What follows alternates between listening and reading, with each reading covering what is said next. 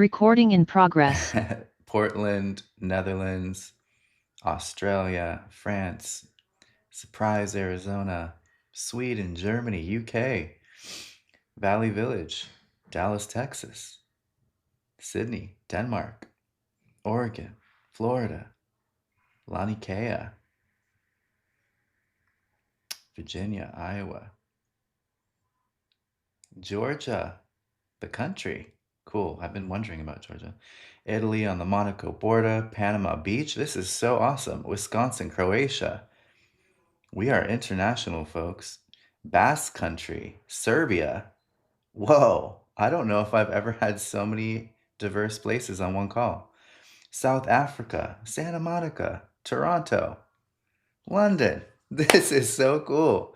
Well, welcome everybody. This is our 2026 Year of the Fire Horse webinar. And sorry, I'm just checking these one last things with people talking about stuff about not seeing me. Okay. I muted everybody, so hopefully we're good to go. All right. So, yes, we are in happy 2026. We're here. And yet we are still in the year of the snake. So what I want everyone to, I will get more focused here in a second. Okay. Present full screen and share. Boom. All right. Locked in. So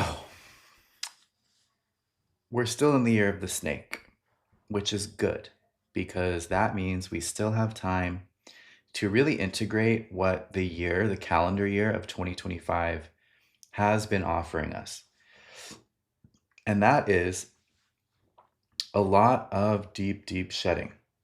So, a big part of human design is the I Ching. And the I Ching is this ancient naturalistic system of divination. But it's not divination in order to get something or to find something out in order to have some kind of strategic advantage. The I Ching is used to decipher how you've gotten in the way of your relationship with the cosmos, how your ego, your conditioning, as we call it in human design, has trampled your connection with cosmic consciousness, which is the divine law, the order behind all things, the creative principle that creates stars and galaxies and redwood trees and oceans, the beauty of our cosmos. And then we have our human ego and all of its beliefs and all of the passed down traditions and things that we get trapped in, basically. And so when we're using the I Ching, which is an extension of like the Chinese cosmological system, we're asking for clarity on what ways we've gotten in our own way so that we can deprogram those beliefs, remove that conditioning, and reconnect to the cosmic consciousness in a pure way because it just wants to give us gifts. It wants to give us what we need to become who we truly are, to differentiate and to become unique, the unique expression of the divine that we all are. So, human design is actually meant to be this embodiment principle of your I Ching, like your codons, your activations. They're all here to get you out of your own way so that you can experience the beauty of this life and connect directly with the cosmic consciousness, which is not about being better than anybody. It's not about strategy. It's not about competition. It's about communion. It's about connection. It's about unity. So, what was Snake Year? Why was Snake Year so difficult?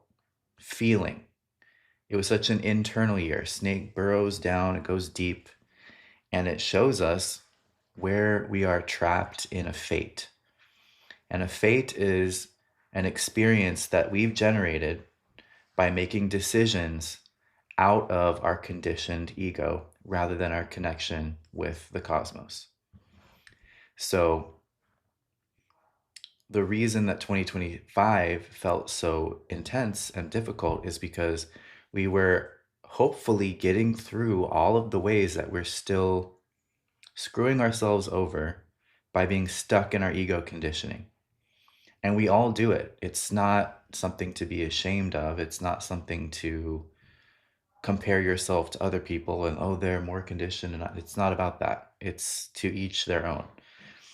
But the whole point of this initiatory year, it's like an internal initiation of the snake, was to see where you still sell yourself short, where you still don't have boundaries, where you still undervalue yourself, where you still hesitate when your intuition speaks and says, it's time to do this, or it's time to go, or it's time to leave, or it's time to whatever. And that was all to set you up for a powerful fire horse year, because fire horse is very different. Horse is very different. It's not about internal processing and healing anymore. It's about action. But we have to act from this place of we're already healed. We are whole, we are complete, we are connected to the cosmic consciousness, and we're moving from that inspired place. That has a lot to do with just staying present in the moment. It's typically not about grand strategies and grand designs and plans. It's about being able to be centered in your presence. And from that 0 point, that quantum possibility of the present, anything is possible. And the right things for you are possible. So let's put it in the chat. How do you feel? We're almost done. We're about 2 months away from Firehorse here. How do you feel now that we're kind of through Snake? Like at this point, going through all this processing and digging and transformation and shedding the skins, what's like one word that this has left you with? And you could be more than one word, but one word is good. Great. Relieved, calm, drained, curious, optimism, relief, exhausted, aligned, stronger. A lot of relief. That's very cool. Emergence, reflecting, over it. That's totally valid. Freedom. Um, Again, relieved, excited, stripped, grateful, humbled, hopeful, embodiment, fulfilled, Shakti, openness, tired, fried but free, evacuation, excavation, sorry, healing and transformation. Please. Excited, new spark, determined, drained, surrendered in a good way, oddly balanced. And then someone says, ugh, 2 more months. And here's the deal. You want to embrace this because it's like when a plane takes off. That plane has to be very streamlined. The cargo has to be balanced. The passenger, orientation needs to be balanced. Everything needs to be set because that plane is about to go 500 plus miles an hour. And if there's one thing off, it's going to cause a big problem for everybody aboard. And that's what the energy of stepping into the horse is like. You want to make sure everything is balanced and in order before you take off, because if you don't, the problems that will come when you're in motion will be far greater to deal with than if we get everything settled and correct now. So while it can feel like we're trudging through 2 more months and we're looking to that light at the end of the tunnel to be relieved from a lot of the pressure and intensity and depth and kind of having our face put in our own doo-doo by the cosmos, it's an opportunity to get things clear. Cleansing it, shedding it, releasing it, absolving it, forgiving it. In some cases, destroying it, right? Completely eliminating old influences internally and externally. So just before we begin, keep that in mind. You want to lean into this next 2 months until February 17th as a time of we're still in winter. Seasonally, architecturally, a winter is a time for internal development. It's not about debuting the thing and going out and da da da. I did this at the top of the year because I want you to have all the information as soon as possible and then take with it and take it into your own process and do what you will with it and let it guide you. But yeah, we're not done yet. So just acknowledge that for yourself too. If you're feeling tired and drained and just like, I don't know where I am yet, it's not really the time to know where you are yet. You're still just having to be devoted to going through that kind of birth canal. And it can be intense and scary and it feels like you're suffocating and you just got to keep breathing through it and choosing yourself. We really have to choose ourselves because as we'll see going into 2027, it's all about self-embodiment, self-empowerment. And if you can't choose yourself, those things won't come very easily. So, official beginning. Gonna take my eyes off the chat now and just focus on the presentation until we take our next breath. And we're gonna go. Okay, so 2026, civilizational transition. We're gonna cover the fire horse, we're gonna cover the cross of the sleeping phoenix, we're gonna cover the end of the Piscean age, and all the other good stuff. Yeah, let's go. So we're going to go from the biggest macro cycle changes, and then we're going to get a little bit closer and smaller and zoom in and zoom in and zoom in, and then we'll go through the month by month. So what's the biggest cycle that we're changing, that we're moving through? It's the transition from the Piscean age to the Aquarian age. Those of you that were here last time, you remember this slide. Thanks for being back. And the Piscean age is really about savior and codependency wounds, enmeshment and disconnection, authority outsourcing, faith without embodiment, and spirituality as escape. So in the Piscean age, we give up our authority to a larger institution, a god or a goddess, a priest, a guru. And of course, Pisces rules the spiritual world. It rules karma. It's ruled by Neptune and Jupiter. And so it can be this place of illusion and delusion. And this illusion and delusion does serve some kind of purpose because it's looking to connect us to things beyond the physical realm. It's looking to actually expand us out of our limited Saturnian perspective of just this is all there is. But at the same time, because as 3D beings, what we'll say, we don't have as much fluency in navigating the Piscean waters. We're built for this land. We're built for land. We can't breathe underwater. And so we can get lost. We can even drown. We can become inundated with these belief systems and these illusions and take them as reality. And that's where a lot of the distortion of this Piscean age has come. And a lot of the issues we're seeing collectively, from government to economy to, the warring factions of the tribes, it's all rooted in people giving their authority to something bigger than themselves. And when you give your authority away, it's also a lot easier to just get lost in the delusion, to feel better about things rather than really take our power. Because when you take your power, it doesn't feel good immediately. It sometimes feels like just more responsibility. And that can be overwhelming if we don't have the capacity in our nervous system to hold our own power. So this is why it's got to be a gradual shift. It has to kind of trickle down, sometimes generation by generation, year by year. And as we're seeing right now, it's very accelerated. And we're seeing this breakdown kind of hit a new level.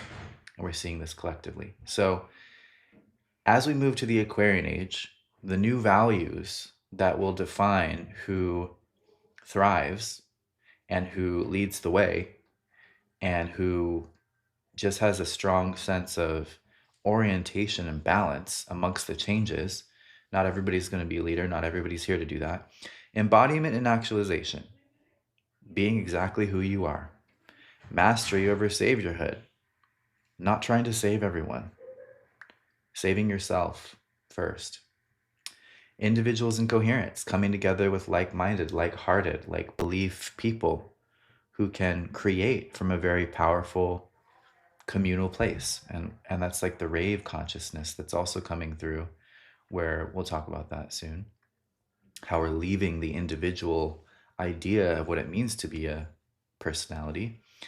Connectivity over hierarchy. So Pisces was put all your power towards the guy at the top. Now it's about everybody's equal. Well, how do we do with it? How do we do that? How do we move as equals? Frequency over status. So who you be and who you are stands and speaks for you more than your accolades, your certificates, or even the money in the bank, or what, God is backing you, right? It's like we all become the gods, not in an egotistical, weird way, but in the sense that that divine spark and that divine power and that sovereignty is acknowledged in everyone. It's not reserved for the initiates and the acolytes and the, you know, we've reclaimed our authority internally. And that's what human design is all about. Inner authority. The whole premise of the system is nobody can tell you what's right for you. There are guides, there are people that can be mirrors and reflect, pieces of that. But ultimately, the decisions come from you and your inner authority. So that was a big, big cycle that's happening. We're not going to be fully in the Aquarian age until 2400-ish, I would say. But we're beginning. We're gestating. And now the next biggest, 400-year cycles. So the cross of planning. In human design, we have these big 400-year cycles that set the tone for an era. And it's not even just in terms of like trends or what people are into at the time. It's like mechanically what is pushing human bodies to do certain things in a certain way for a certain time period. So in this cross of planning, it's been all about skills, logical pattern focus, getting with your chosen tribe who you're going to survive with, and giving your contribution to that tribe in order for the protection of the group. This is called the institutionalized bargain. Security traded for conformity, contracts for dependency, meaning, okay, this is your job. You come and clock in every day and you do exactly this. And if you don't, you're fired and you're out, right? Or you play this role in the family unit. And if you break outside of that family, that role that the family's given you, nobody's going to talk to you. Predictability valued over authenticity. So, like, just do what you're told, keep the bargain going, keep the economy rolling, keep making those rites and offerings to the gods, and everything will be fine because it's all taken care of for you. And again, there's that Piscean outsourcing of authority. Outsourced responsibility creates fragile interdependence. So it makes us weak because everyone's focused on just doing one little piece of this bigger puzzle. And in focusing all their energy on that little piece, at the same time, having to give up their authenticity, having to give up what makes them themselves, typically, to prioritize what the group, the tribe, the corporation, the church, the government, the country, etc., needs from them.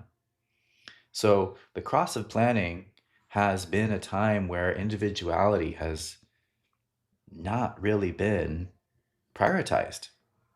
The only way that we've been stepping more into individuality at this time is because so much resources have been amassed that we've created this survival breathing room for people to start to explore themselves. And we've, since 2012, basically, we've been undergoing these frequency shifts on our planet, which are activating our DNA and making us kind of remember who we are, remember what feels wrong, and I'm sure everyone here has had experiences of that. And it's only getting stronger. So we're grounding this age shift from the institutionalized tribal bargain into the sleeping phoenix, which is very much more about individual empowerment. So let's look at that.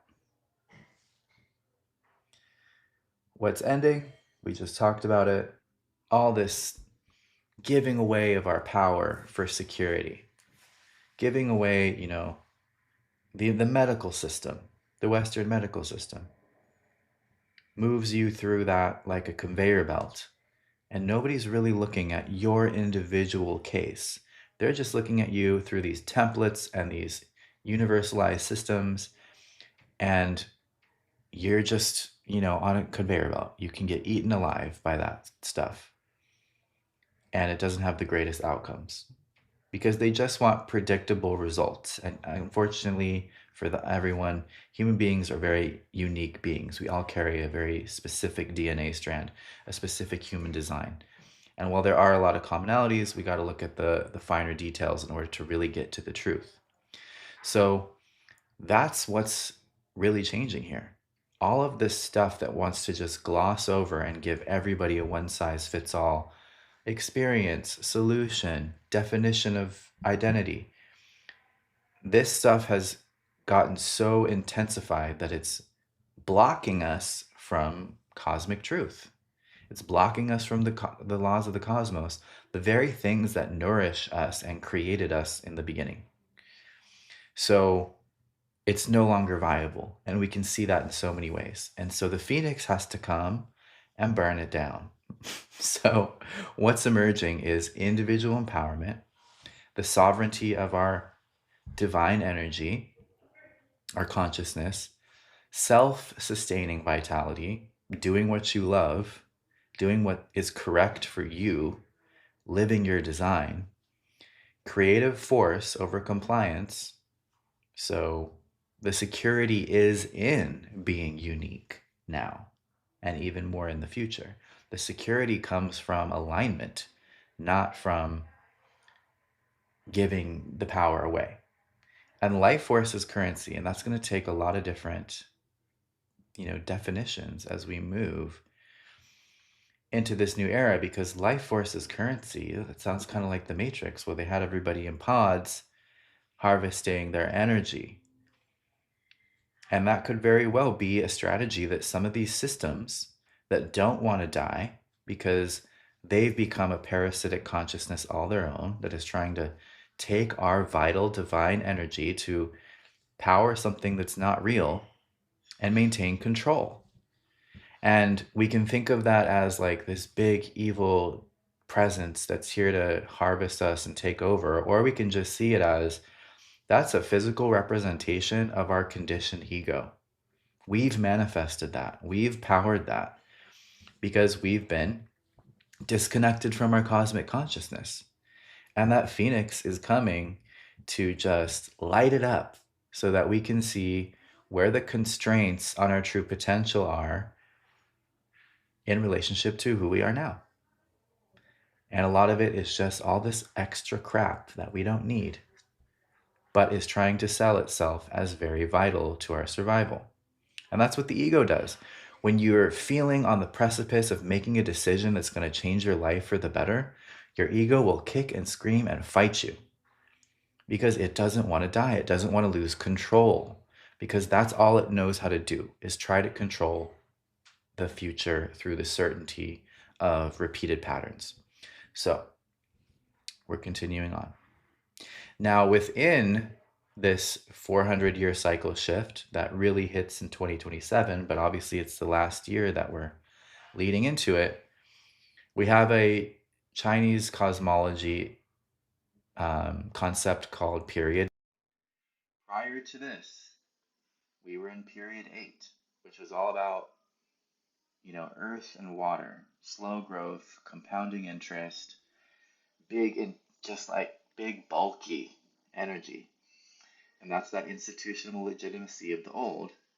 Now we're moving into this yin fire period in period 9, which is all about. Your mic went out. I heard that. Not all the way, but just one of them. Mm. The mic just, is it back? Yes. Nice try. Cross of planning. So, anyway, period 9.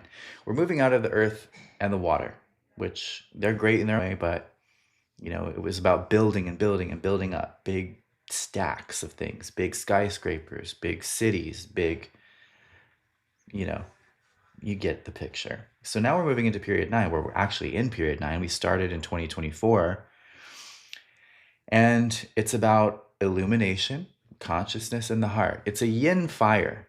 So it's not yang fire, which is very bombastic and in your face.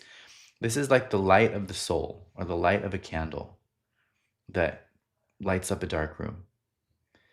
So it's about inner revelation, and it's about seeing things.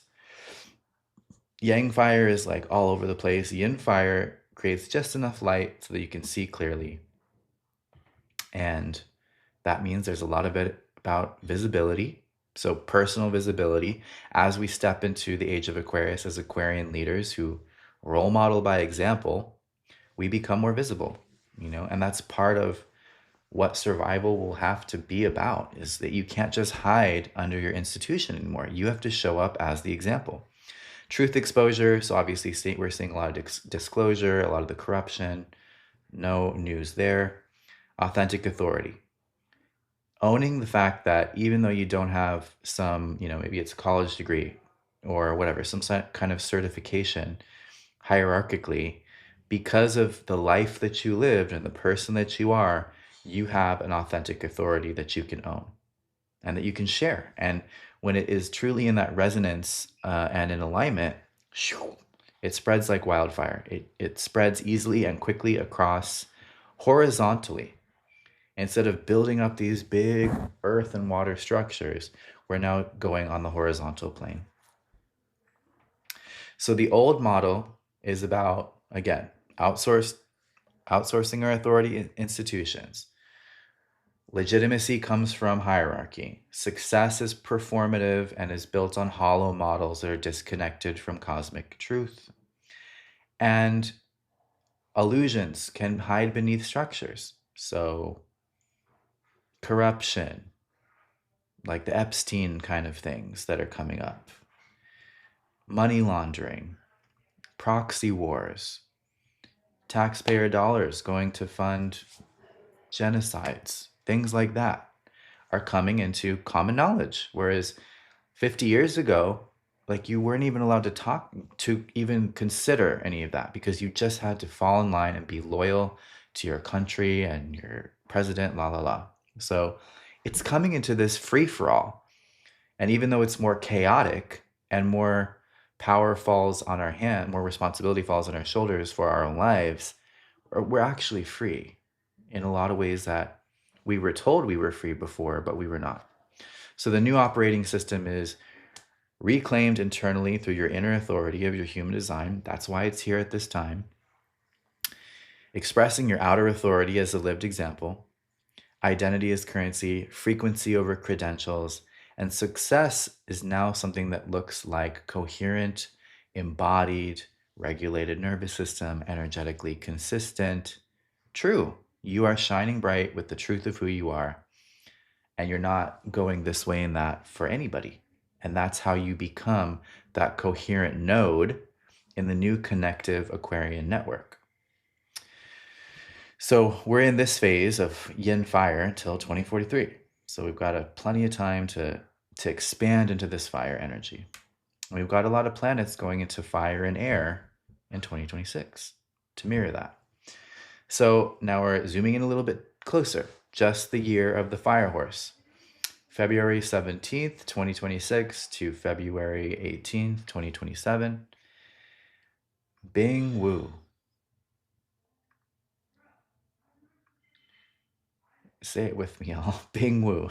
Raw momentum, uncontainable force, and sovereign direction. So we all know what horses do. They gallop, they stampede, they go for it. They're also very sensitive animals. They're also some of the most intuitive animals. And horses are used I mean, not used, but horses participate in healing in ways that are really powerful. You know, they're kind of like dolphins that have this expanded consciousness and they're able to connect to humans on a very deep level and form this kind of, kind of like an avatar where, you braid with the flying thing or the animal that you're riding and you become one with it. Horses have this ability to cross this boundary of, um, just the common consciousness. It's like telepathic. It's like becoming one. But when we look at it in just Chinese cosmology, it's highly individualistic. It has a strong instinct for independence, so it's not going to take crap from nobody. Disdain for control. Don't put those reins on me. Don't put that saddle on me. And if it's already on, I'm going to throw it off. Thrives on risk, motion, and challenge, which means it's going to be a year of a lot of movement, catalyzes massive breakthroughs. Sometimes, as we'll see in the next slide, the breakthroughs are so big, the literal ground falls from beneath our feet. Urgency, intolerance, deep need for self direction, high creative force, and natural disruptor of outdated systems. And yes, Emma, alienation through intensity. That's a big one. People are going to be feeling so independent, focused, and strong in this year that I've already seen this in my own life. It's like the energy is just putting us in a position where we don't want to wait for the old sticky bargains that we've, become enmeshed with over the years that kind of are asking us to be things that are not congruent to who we truly are. It's like instead of going back and forth and negotiating that in this Bing Wu, we're just, I'm out. No questions asked, no processing, no healing. It's like we're just going. And you can do it, you can try and do it conscionably and respectfully, of course. But sometimes, as the sleeping phoenix would encourage us, you just got to go with your truth. The explaining part isn't as important anymore. It's just not. This is what Snake Year was for: explaining, figuring out what wasn't working, talking it out, sifting and sorting through those details and the granular stuff. Because this is a 2026 webinar, we're going to set you up and tell you by the time Fireworks hums, you got to be ready to go. And sometimes it's gone at survival level. So, that's something to really sit with in these next 2 months of Snake that we have left is like internally say your goodbyes to the things that are not relevant to you anymore. There is grief that comes with that. There is, emotion to be processed around endings and release of things that maybe you've known and felt very comforted by your entire life, right? But that has to surrender to the greater needs of the cycle.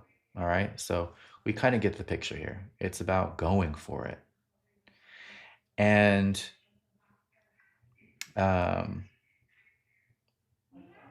you know because of the cross of planning conditioning and this codependency that is at the core of the cross of planning, a lot of us are not comfortable with just taking our taking up our space and going where we go and not having it be a big fight, not a big negotiation. We're not used to that. We're used to giving into outside forces and forces other than ourselves.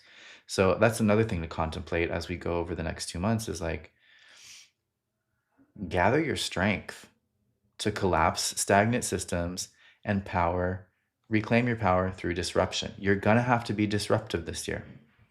This is not going to be a year where you can just tiptoe along and get away with it nicely. You have to embrace the discomfort that truth brings. Fire wants expression or it consumes the vessel. That's why I felt prompted to share about this year. It's like very different. And it's a paradox. And when we look at these transits that are coming astrologically, we're really going to see the paradox of it, especially around the eclipses. So, something I thought we'd do in this version, this is kind of our version 2.0 of this presentation, is to think about our North Star. So everybody has, a personal North Star. It's a composite of hopes and dreams, beliefs, ideals, their inner spiritual just leanings, their lineage, their calling. It's, synthesized from all these different aspects of us. But a lot of times our North Star is yoked up, is connected to structures and systems that don't allow us to fully go for it in our lives. And it's kind of contaminated, it's kind of distorted. So it's like a cloudy sky or even an eclipse that's covering up our North Star, and we can't see that light. And what is a star? It's an emanation of the cosmic consciousness. That's why we look to the stars for guidance, because they're the purest expression in physicality of the cosmic consciousness. And they're alive, they're breathing. The very neutrinos, that these subatomic particles that pass through us and program our consciousness and, you know, make all of this alive, are created in the stars. They're literally factories for the consciousness that flows through us. Like in Star Wars, the Force, where does the Force come from? It comes from the stars. They literally are manufacturing it at all times. So I want us all to take a breath, because why not? We need to just take a minute, and we're going to start with some deep breaths, and we're going to visualize our North Star. So that's where this is all going. So we're going to take some deep breaths. We're going to have our palms up, because first we're going to be receiving energy from the cosmos. And we're just arriving fully in this moment. And we're going to let go of thinking about what we look like on camera or what's coming after this. Another deep inhale. Things that might be stressing us. Don't forget to exhale. And really take this moment to take up some space and feel your energy flowing. Now I want you to face those palms down. And as you take your next big inhale, you're going to release through those palms into the core of the earth. And feel the energy that's no longer needed. Just follow your own natural breath pattern here.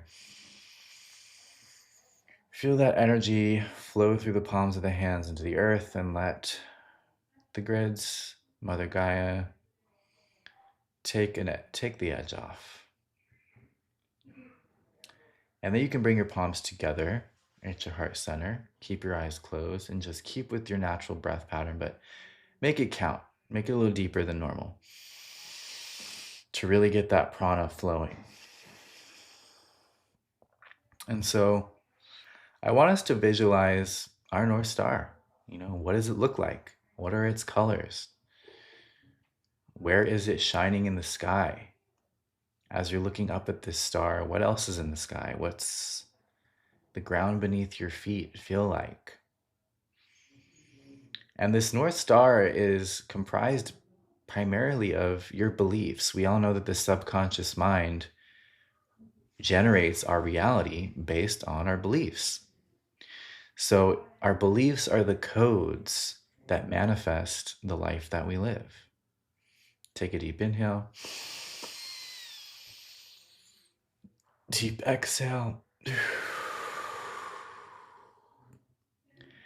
And this is not so much a moment to plan or strategize, but just a moment to literally connect with the consciousness that is your North Star. You can think of it as your spiritual sun, whatever that is for you.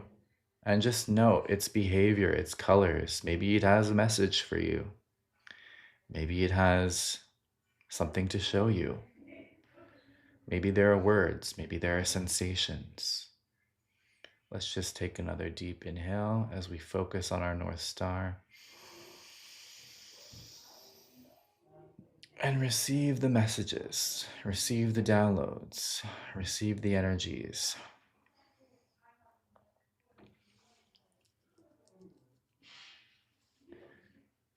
And one final inhale and exhale. And just sitting with this energy. And as we open our eyes, just if anything came through for you, type it in the chat. It's a quick exercise. May not have been long enough for anything to come through, but I felt it. I'm feeling it.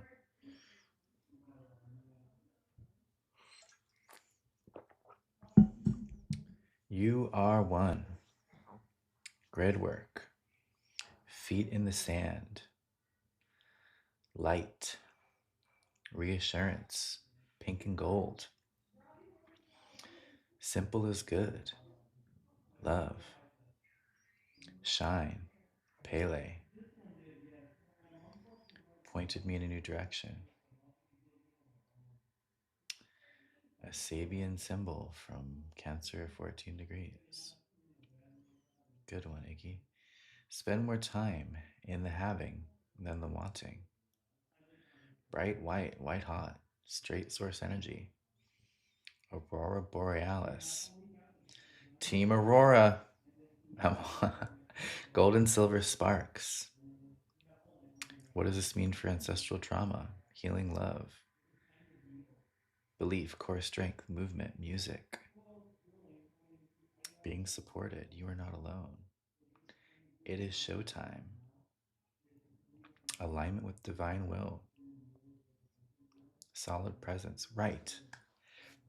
Because, we're going to get into the astrology and all this stuff and all this information for our minds, right? But ultimately, this unveiling that's happening is exciting because we are not alone. And it's not necessarily about aliens.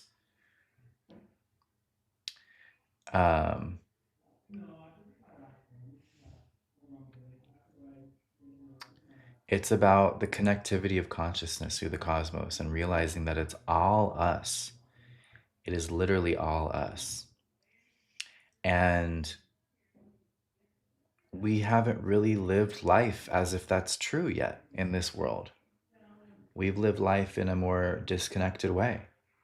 I'm sure you can feel it. You just go to the grocery store and you see different people, and there's this sense of, we're separate, we're different.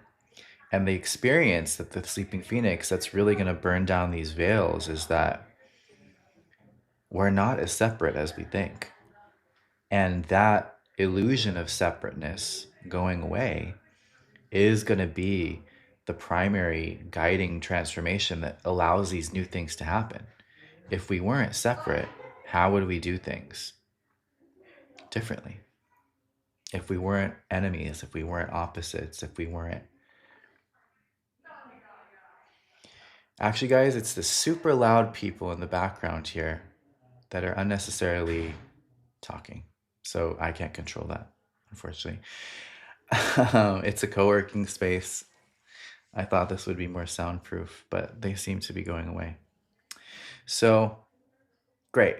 We've kind of dropped in a little bit more. Now let's continue. Oh yeah, gotta drop the offer real quick. So, I'm creating these awesome custom reports for the year ahead. They're anywhere from 30 to 40 pages. They're based on your Western astrology and your human design. They give you a month by month plan for how to navigate this year. If you have intentions that you already know that you're working on, like travel, moving to a new place, getting into a relationship, starting a business, leaving a career, this is literally your month by month on how to do that. And it's not telling you exactly what to do, because that's not what this is about. It's about showing you where the opportunities are for you to make those power moves. and to move towards what you're creating in alignment with the background energy. Because if we can work with this stuff, then it's really fun. It's really engaging. Got to make sure this thing works.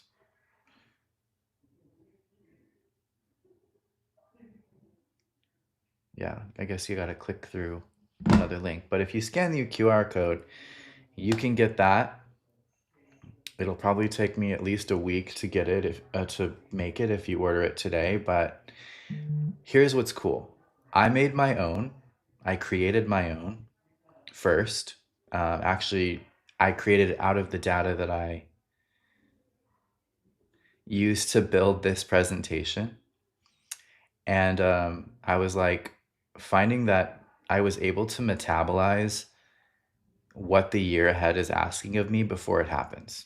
So it's not that I'm going crazy with like planning everything in a super strategic way, but energetically, I'm kind of timeline jumping. I'm already ready for shifts that want to happen without them having to smack me in the face for me to figure out what they are. And already working with intentions that I know that I want to be, moving through in the next year, I was like, this is really valuable. People should have this. And um, I wanted to offer that to all of you. So the cool thing about this one is that I also will put it into like a podcast format for you. So you have like this document that you can revisit every month and get your download.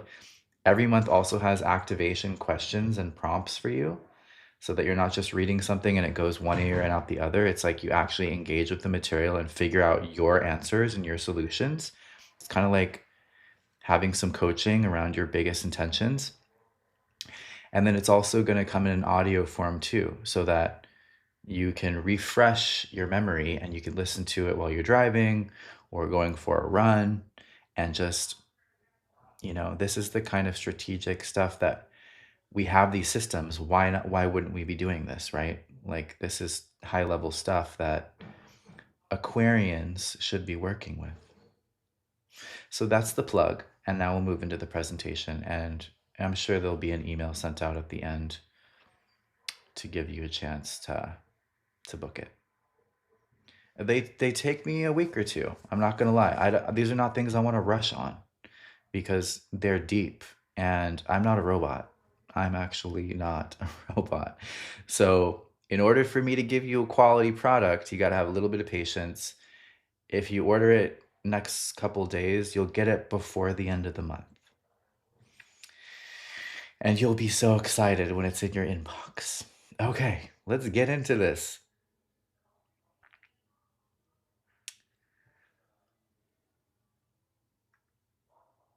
Um, Follow-up emails will come after the presentation to give you all the links to the things that you want. But let's really talk about the year now. So, locked and loaded, our North Star is with us, and we're ready to go. So, January 2026, I'm going to pull my notes out here because there's so much to talk about each month. It's kind of crazy, and I don't want to miss everything, and I couldn't fit it all onto the slide.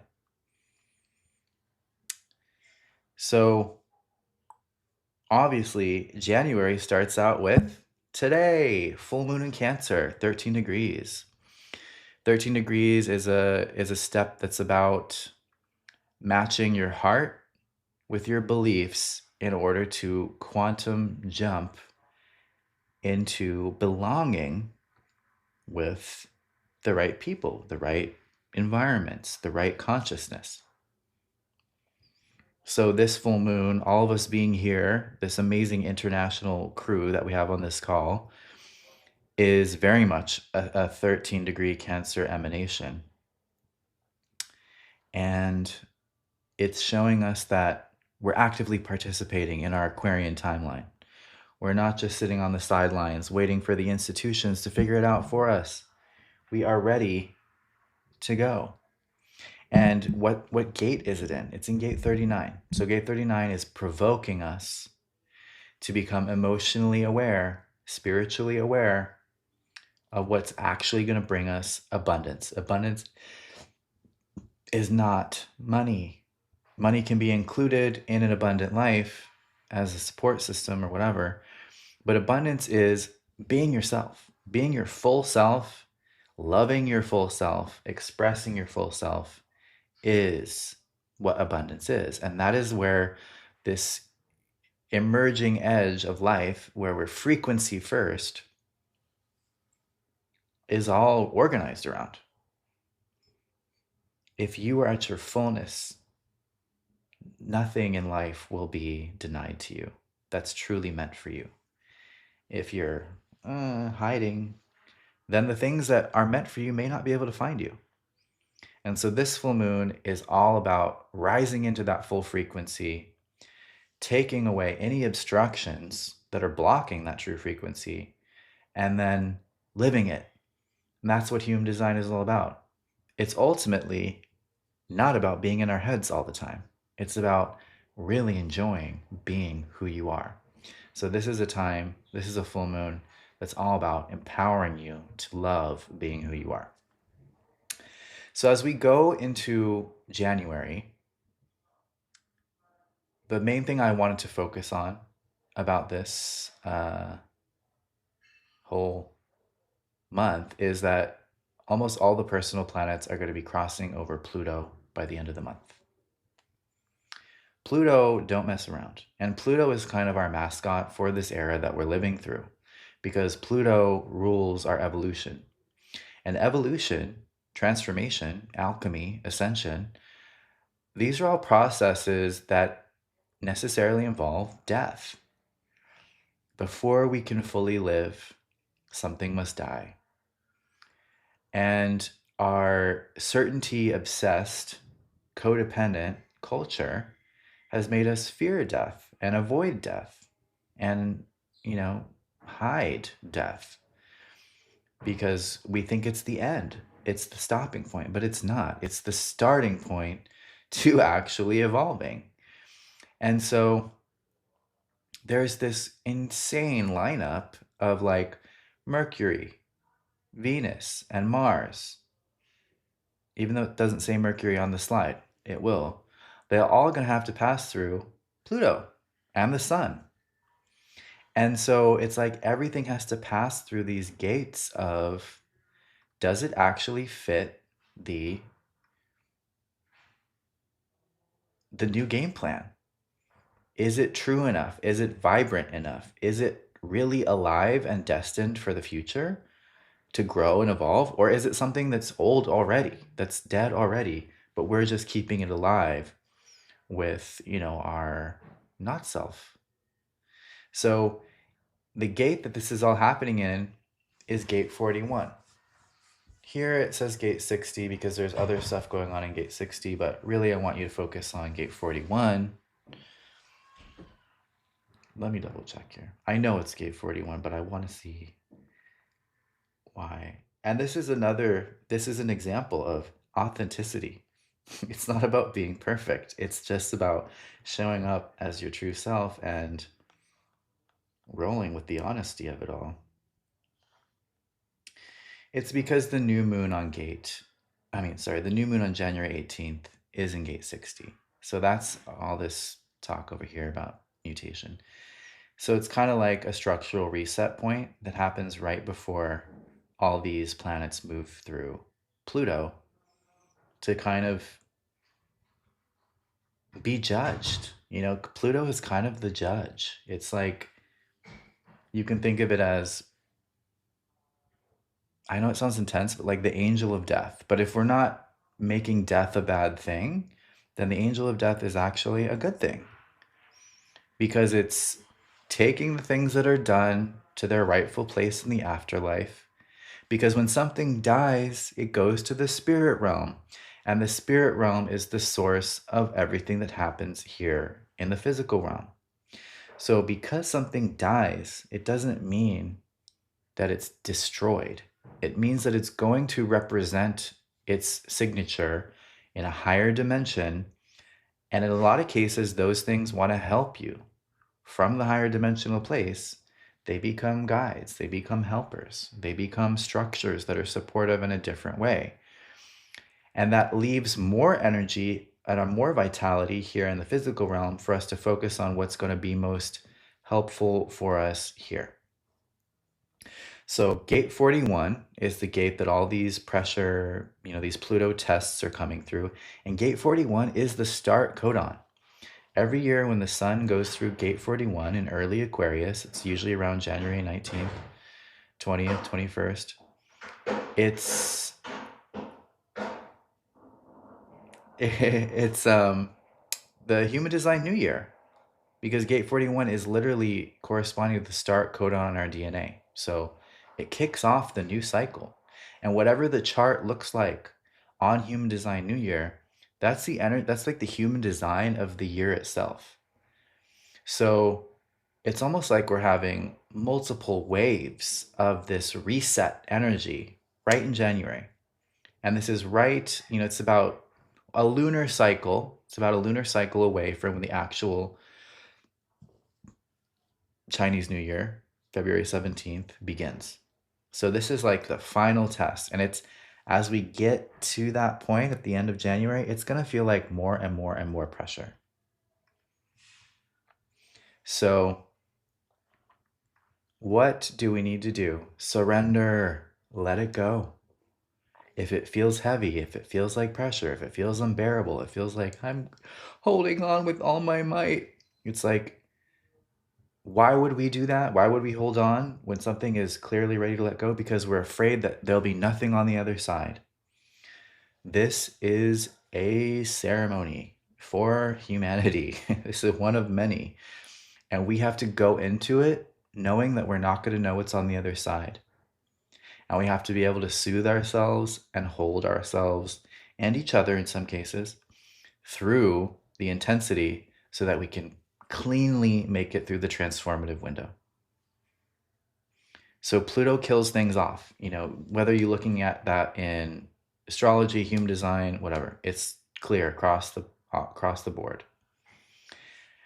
So what are we looking at? Consciousness and cognition detach from legacy authority models. The mind moves ahead of the body. Awareness outruns structure. So we kind of like, we're quantum leaping into the future, and then these other pieces are catching up.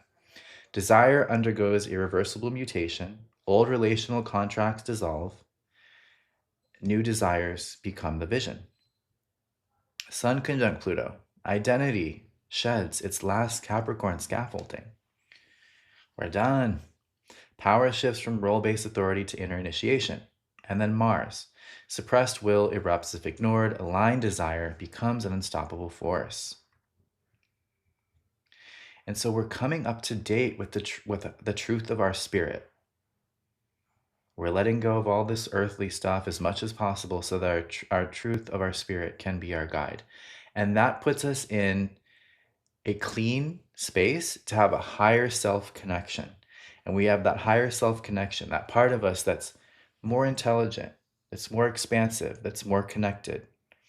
Then that part of us can help us navigate this life down here. And that's where we get correct timing, right place, right people, right environments, following the hunch, and unlocking our true power through movement, through action, through speed sometimes. And that is the fire horse, right? It's about taking action. Once fire horse begins, we are not healing anymore. It's not that healing is not possible. It's always available. That's not the point. So January is a pressure sorting month, not a performance month. It's very internal. Limitation clarifies who is ready for movement and who is not. For good reason, because if you're not ready to move, you shouldn't, because it could be dangerous. Cross of planning begins its final unraveling. It's true. This is last year. And we're going to see that collectively. And so this is another pretext before we go to the next year for the next slide, for the entire year. You have to be able to disconnect from the collective noise. If you are letting what's happening in the collective stress you out, your nervous system is not going to be able to hold everything. And it's not our job to manage the collective. That's part of the Piscean delusion of the codependency and the savior. The savior mentality is like, I've got to save the world. Like, I've got to do something about this. It's not that we're turning a blind eye to suffering, it's that we're not letting what we know is going to be chaos and perhaps violence and the breakdown of systems. We have to be adults enough to put that boundary up and be like, I can't let this into my nervous system today, or else I'm going to be a wreck. And if I'm a wreck, I'm no good to me or anyone else. The distractions will be there, the noise will be there, the intensity will be there. We have to get so good at tuning our tuning fork, our nervous system, for the year of the horse. So that's another reminder for the next 2 months. If you don't have those strategies in place yet, if you don't have coping mechanisms, if you don't have practices to get into your body and out of your head, invest in that now, because that's going to be your saving grace. Horses have very unique nervous systems. They can go from a very excited state to a very calm state very quickly. That's what's allowed them to survive and, be powerful beings and outrun the competition. And, it's not just the speed, it's not just the power, it's the ability to switch channels and regulate at will so that you're not burning all your energy freaking out about things you can't control. And then you don't have the energy to take the sprint when it's your time to go. So it is a really cool time to think about, the rhythm of life. It's not 100% speed 100% of the time. It's grazing for some time, picking up the nourishment, getting in the calm, getting the coherence. And then when the intuition strikes, then gallop. Okay, now we'll move into to February, the first of the eclipses. Ooh. So February 17th is the big day. Um, the big day of, whoops, the fire horse. February 17th is when Lunar New Year begins. And we have an eclipse on Lunar New Year. So this is the portal that the fire horse arrives through. And as ironic as it would be, it's gate 30 called the clinging fire. The clinging fire. And so this is something to really unpack. So gate 30, the clinging fire, is about focusing and being fueled by desires that are correct for you. It's what's a correct desire? It's like, let's say you were born with this sense of wanting to be a veterinarian, and you held on to that desire and it was your guiding light. So the fire is the light, is the fuel that lights your way. And so holding on to your true desires that are truly from your soul, from your higher self, light the way to living a beautiful life, to doing what others didn't think you were capable of, to living your wildest dreams. But if that clinging fire is clinging to the wrong desire, you become the fuel to sustain that fire. So if our desire is attached, clinging to the wrong person, the wrong direction, the wrong career. And what does it mean by wrong? It's not this external idea of what's wrong. It's just that it's not in alignment with who you are. Like, for a very dumb example, if you're born a projector and you have this conditioned desire that you need to work hard every day of your life to be successful, and you just want to work hard to prove how successful you can be, to show everybody that you're a good person, that is wrong. It's not wrong moralistically, but it's wrong because it doesn't fit your design. It goes against who you're designed as. So this is an eclipse. This is where the moon covers up the sun. The sun is the cosmic consciousness, the truth and the light.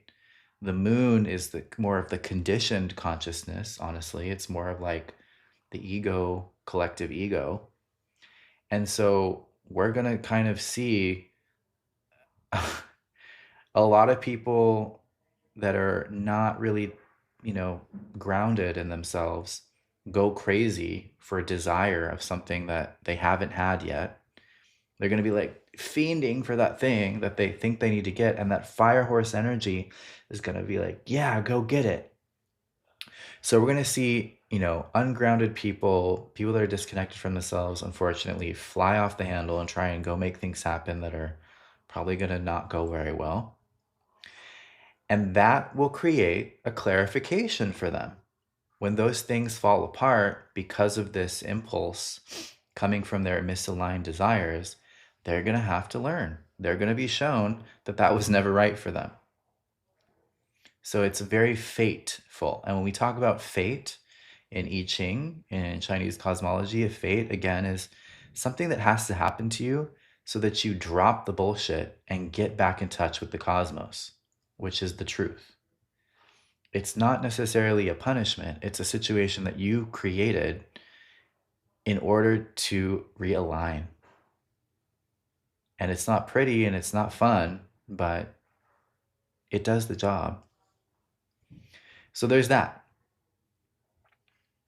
But that's not everybody. There are some people that already are in alignment with their desires, or right now as we speak and over the next couple months are going to be getting correct with what is right for them. That Pluto pressure cooker that we saw at the end of January is going to make sure that it's undeniable what is not right for you, what cannot be carried into the new. And this eclipse will just be, hopefully, the final end to a lot of that stuff that's not good, not life giving, not life affirming. And because it is a new moon at the beginning of the fire horse year, it hopefully will clean the slate so that what we do have power, feeding into this year is the right stuff for us. Our destiny, which is the opposite of what your fate would be, is your destiny. So then we have another major cool thing happening right after that. Saturn conjunct Neptune in Aries. No big deal. The end of spiritual outsourcing. Faith must be embodied. No one system or leader carries the future anymore. The individual heart becomes the organizing principle. Neptune, it elevates our consciousness, it connects us to things outside this realm, but it also can confuse us a lot. Saturn is about limitation. It's saying, let's cut the crap. Let's cut all this spiritual outsourcing of the Piscean age. Let's fire all our gurus. Let's get in touch with the fact that we can lead ourselves if we can really feel what's in here. If we don't have that inner connection, we're trying to navigate from the mind, trying to use concepts from the past to get us into the future. Not going to work. And that's where Saturn will step in and be like, well, here's all the things that are not going to work. And Neptune will probably make it feel like, oh, this is so hard. This is so sticky. This is so unsolvable. And if something's giving you that feeling, just like back away, step away. It's not really about, again, trying to fix things in the year of the horse. If it doesn't work, whew, drop it. There's no time to fix it. And just by freeing up your hands, by letting go what's not working, you created a space. You created a space for you to come into presence, for something to be given to you, for something to be shown to you, for your helpers, your guides to come in and be a part of the process. So this will be another transit that really underscores the need to let go of the baggage so that we are these, we can fly. So emotional truth, not strategy, now clarifies trajectory. Suppression of desire distorts the field. On the other hand, here, if we don't feel like we're allowed to have the things that we truly want, that can block us too. And that has to go with outsourcing our worth to other people's ideas and concepts of who we are. Participants learn that authentic wanting becomes the compass. That's you guys. You're the participants. You're learning that trusting this heart of yours is the currency, is the navigation tool, is the direction, your strategy and authority. So the horse year shifts from pressure into emotional ignition. Those who honor emotional truth gain traction. Cool. Next up, March. March brings a lot of crisis energy. Saturn is still in the gate of crisis right now as it's finishing up in Pisces, so it's not something we're a stranger to because gate 36, crisis, is the gate right before the beginning of Aries. So we're all sitting in this right now. So when we look at this, it can be like, oh crap, March. It's like, no, the crises have already begun. They've been going on since Neptune entered gate 36 in 2021. The crises have been seeded. Now we're just kind of seeing what they were the whole time when Neptune leaves, and we deal with it. We come to terms with what experiences aren't going to give us anything.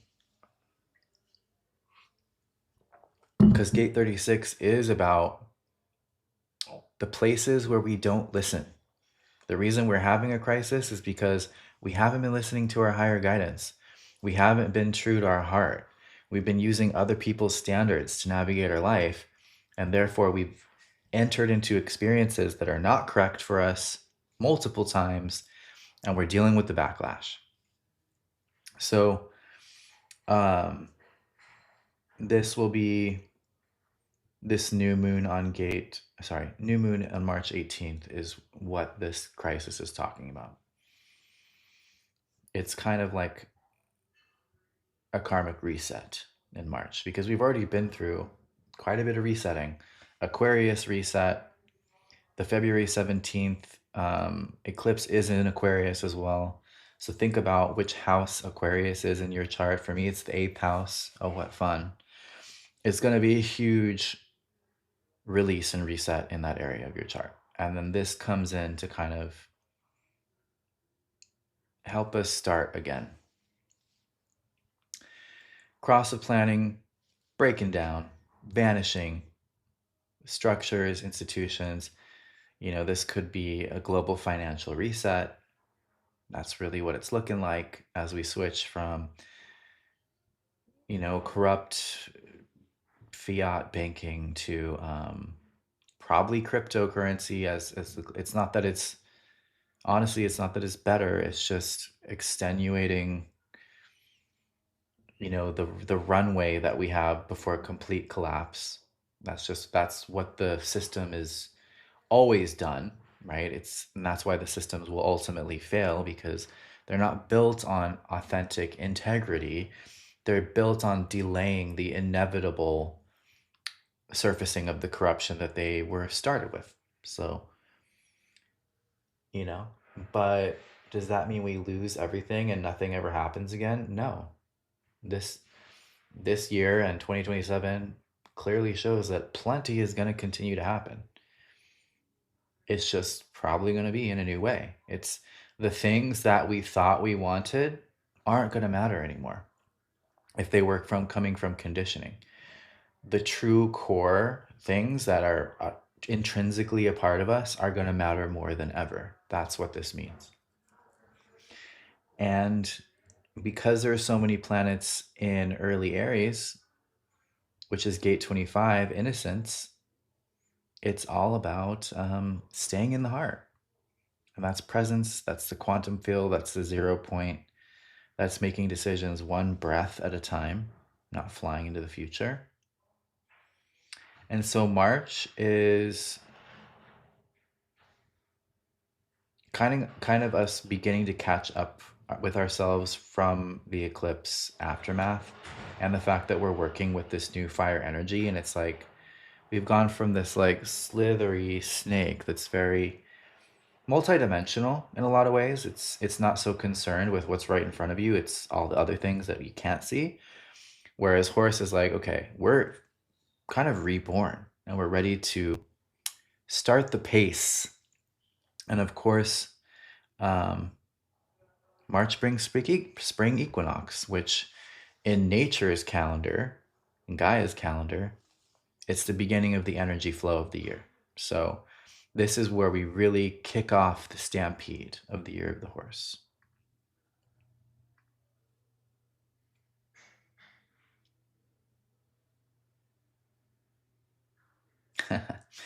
And then we get to April. April brings us a huge Aries stellium. So we have all these things that are, they went through the Pluto point in January, and then we're moving through all this Pisces stuff in February and March. And by the time we get into April, all the personal planets start to go into Aries.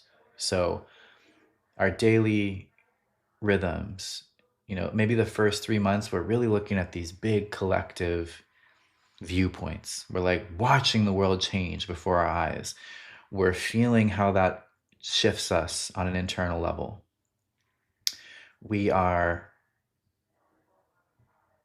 adjusting to the change, acclimating.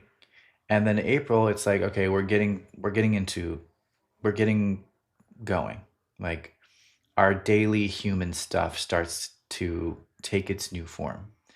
And this new sea change, this new emotional shift, this clarity that's come from the eclipses is starting to show up in how we take action in our day to day.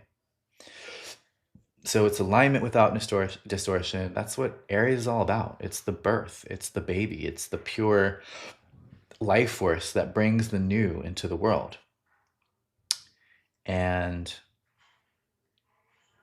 so we're all going to kind of be beginning our new journeys here in April. And that's why it's a test of endurance, because we don't want to try and do everything all at once. And because there's going to be a Mars Saturn conjunction, it's like, what do we actually authentically have the energy for? And this is why it's such a paradoxical year, because there's so many big things in this year that say go, go, go, go, go. But there are so many things in the kind of undergrowth that are constantly being like, is it actually viable? Is it actually true? There's like this built-in system of discernment in this year that helps us pull back and really, um, like we're really pointing our arrow and we're aiming it perfectly and then launching. So it's helpful. It's kind of elegant how it's designed. It's helping us not get carried away, basically. So we'll have like 5 planets in. Let me find my right notes. Yeah, April. The full moon on April 1st in Libra. New moon on April 17th in Aries, late Aries. Gate 3, mutation, beginning something new. Mars enters Aries, Mercury enters Aries. So we already have Neptune and Saturn in Aries, and Mercury went into Aries in the prior month. So we're going into Aries land. So think of that area of your chart. If you know it, put it in the chat. Which house is Aries for you? Because by April, that thing is going to be lit up like a Christmas tree.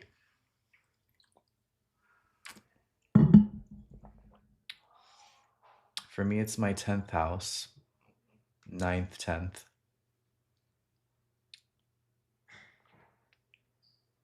A lot of the people that have purchased the reports already are Moon and Aries people. They can already feel the changes coming next year. 8th house, 7th, 1st, 5th, 11th, 10th, 6th. Well, it's good that you know. because that's what's going to really like be your focus, I would say, for the entire year. Once we move through all this megalithic processing in the first eclipse round, we're going to be working on that house a lot. So get ready to work. It's my 10th house. It's why I've done my year ahead report long in advance, so I know what I'm going to be doing at this time to make it easier on me. So I'm not like, what do I do? I already know what I'm going to be doing. And I've aligned it with my heart. So, May. It's gonna be May. So, May. Now we're getting into Taurus season, of course. And that means, whoops, we're really grounding the new beginnings that we've started in Aries with all this April stuff. The sun entered the sun technically enters Taurus on April 19th. Also, what we didn't capture in that last slide is that Uranus enters Gemini on April 25th. So we've had a little touch of Uranus Gemini in 2025, and we had a retrograde, and then we went back into Taurus. So the Taurus Uranus retrograde, the age of Uranus and Taurus will be done April 25th. So if you have bemoaned this transit of Uranus and Taurus, where Uranus does not like to be in Taurus, Uranus is trying to lift us into a system update. Taurus is trying to stay the same. It wasn't comfortable, but it had a lot to do with AI infrastructure and technology being kind of these physical um, constructs becoming more conscious, right? Becoming more intelligent. There was a big system update that went to the economy. The economy is hugely over, emphasized in the AI sector now. Taurus is money. Uranus had everything to do with that. So, um, Uranus entering Gemini, Uranus likes being in Gemini. It's like, ooh, what can we do here? And that 7 year process is going to be the system update of Gemini, which is our thinking. So we're going to go through a 7 year process of upgrading how we think to the higher self level. For us humans, that's very ascension coded, in my opinion. There is a lot of distortion in the Gemini constellation. Because it runs the thinking mind, it's been targeted for a lot of hijack and fuckery. So Uranus coming in there will clear a lot of that out. And think about what house Uranus is for you, because as it moves into there, it's going to be all about contribution. It's going to upgrade the way that you contribute, the way that you communicate, the way that you gather together with others that share your vision or your values. And Uranus and Gemini is going to be a lot about us taking up space in the ear of the horse, becoming more visible. Gate 8 is in the throat center, and this is the cusp between Taurus and Gemini. And in the horse year, it's saying, speak up, say the thing, show up, do the thing, go to the gathering, host the gathering. Really challenge your comfort zones around visibility and contribution, because that's the new currency. If you're not seen or known for what you're all about and your Aquarian role model presence and essence and identity, your allies can't find you and the new things can't happen. So you got to really square up with the parts of you that are like, I don't feel comfortable, or I don't get the technology. It's like, you got to evolve. And it's never as hard as it seems, right? It's that ego conditioning that says, if I mess up, I'll look bad and they won't like me. And it's like, No, that is not that's not a good enough reason to hold back your soul level contribution from the collective that's going to give birth to the next era of connection and growth and abundance, right? No, no, no. So, as we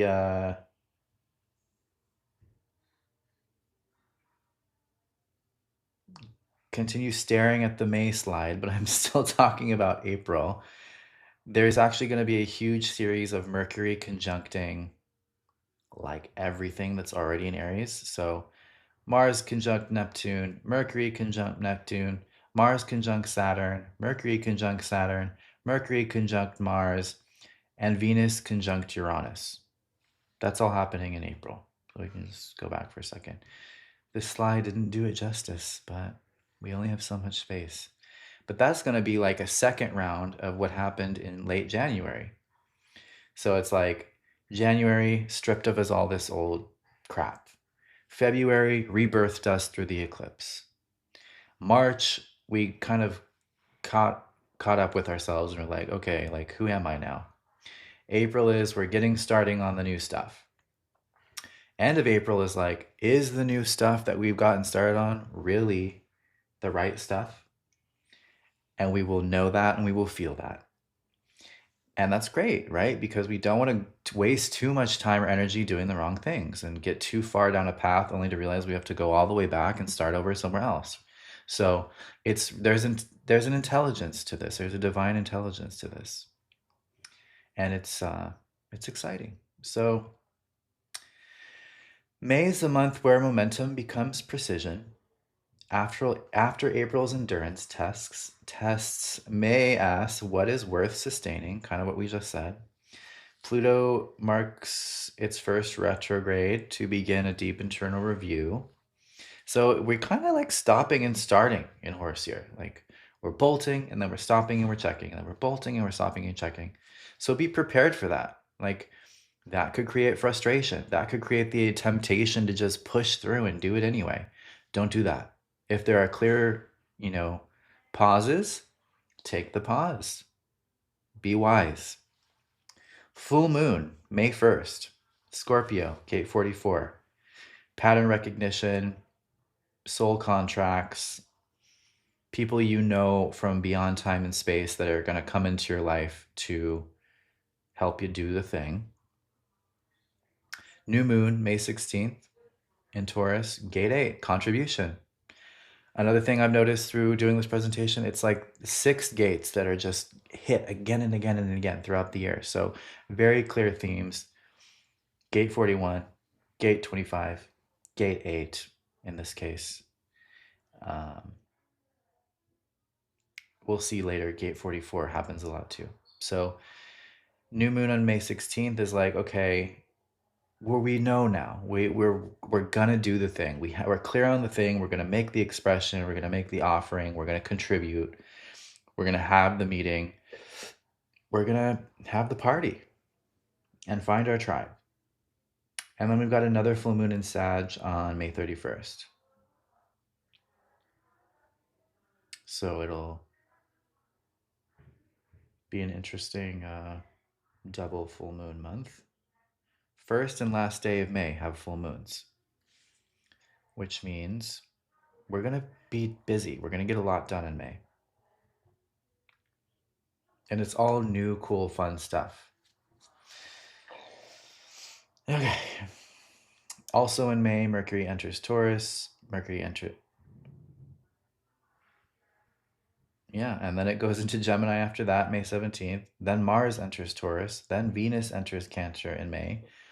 And then the Sun enters Gemini on May 20th. And interestingly, sorry, we'll just go back. Interestingly, in May, we're going to have a Mercury conjunct Uranus on the 17th. We're going to have Sun conjunct Mercury Cazimi on May 14th. We're going to have Sun conjunct Uranus on May 22nd. It's a year of conjunctions, folks. And so there's kind of a lot of insight. We're kind of having breakthroughs, downloads, bright ideas.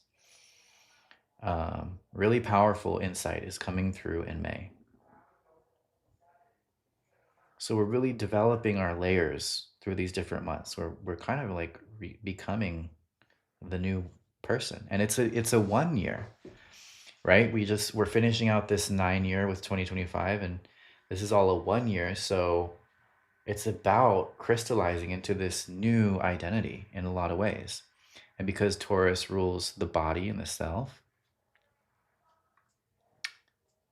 and the voice, maybe comes that time when you're like, hey, I look different, I sound different, I show up different, and I like this new me. I have more authority. So, refined signal gains ground. The horse here rewards patient, unique voice over forced expansion. We're not forcing anything anymore. Or the fates will step in, and it won't be pretty. So, then we step into June. Emotional articulation. Uh, June is where expression meets emotional consequence. The horse year's forward motion encounters its first real communication recalibration. Gate 15 and gate 56, so the gate of the love of humanity and the storyteller, frame the month's identity shift. Mercury goes retrograde, and all the retrogrades of Mercury this year will be in water signs. So if you're a water sign, get ready for that. I find those ones to be fun personally, but I got a lot of water. So new moon June 14th in gate 12. Full moon June 29th in gate 58 in Capricorn. We've got a Venus Jupiter conjunction on June 9th. So context for this, Jupiter's been in Cancer for a good amount of time now. It's currently retrograde, and the last time that we had a Jupiter Venus conjunction, which was like August of 2025, we didn't really know too much about what Jupiter in Cancer was about for us this time. So it's not that it wasn't great. I'm sure it was for a lot of people, but it wasn't the full power Jupiter Venus, which is like the most benefic, one of the most blessed transits. So this month of June, June 9th, mark your calendars. This Venus and Jupiter conjunction in Cancer at 25 degrees Cancer, which is gate 62, which is about details and precision and manifestation. This is going to be a good one.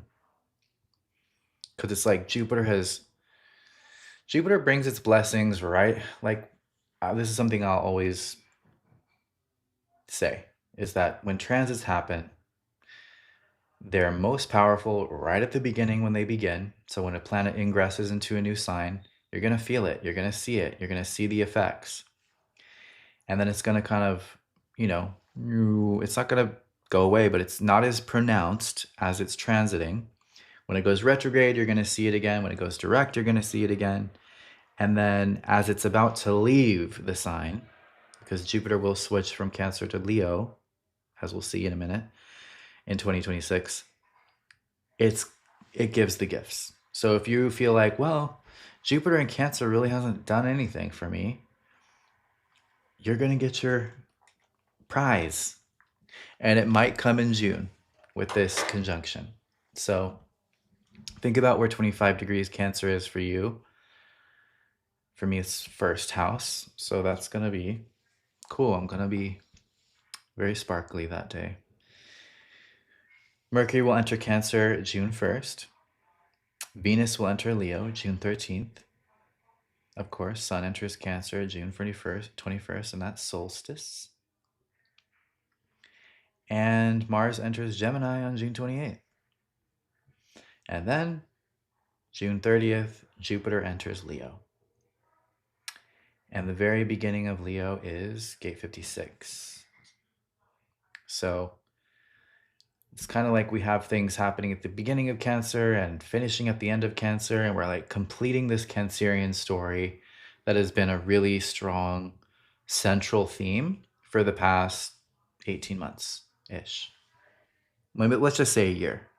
Yeah, the last year. Um,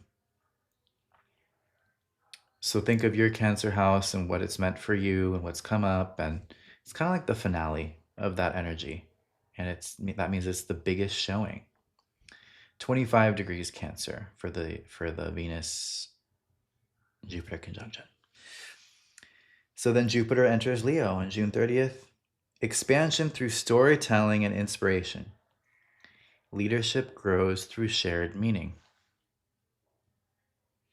So this is where we literally take all of our journeys and adventures and experiences from the past, and Gate 56 helps us put them into exciting fables that teach a lesson, put us onto put us onto new ideas and information that then enriches our discovery of ourselves.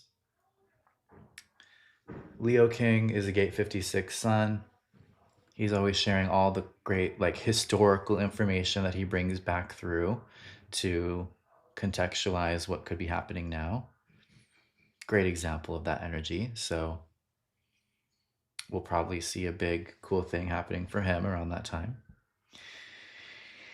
And Mercury goes retrograde again, this time in Cancer, June 29th. So enjoy that. I love retrogrades. Mm, I do. Because they're useful, not because they're fun. And what does a retrograde do in my Pisces perspective? It gives you the ability to go back and collect things that you missed when we were too busy going in forward motion. It's like when we're in forward motion, we can't commit to everything. We can't choose everything that we want. We can't bring every detail that we might need into the future. So a retrograde is not a time for you to start to like brace yourself for things going wrong. It's a time to shift your mindset to things that want to come back into your experience because they're supporting what you're creating.